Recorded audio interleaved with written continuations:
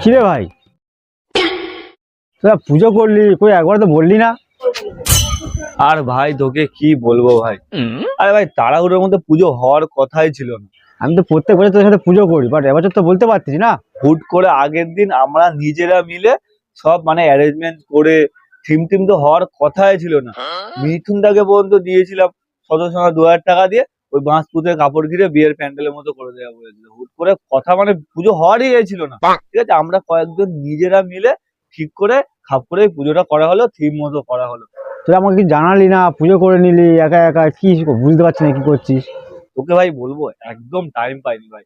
হ্যাঁ ভাই, সবই বুঝতে পারছি, তাড়াহুড়োর মধ্যে করেছিস পুজো, সবই ঠিক আছে। একবার তো ফোন করে জানাতে পারতিস না।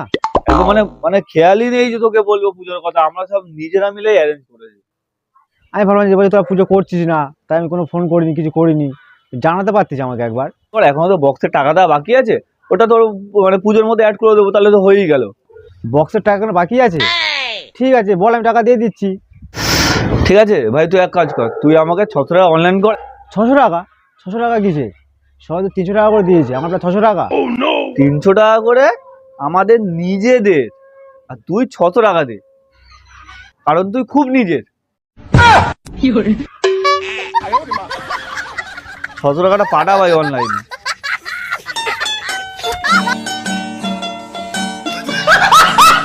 মজার মজার ভিডিও পেতে সাবস্ক্রাইব করে দিন।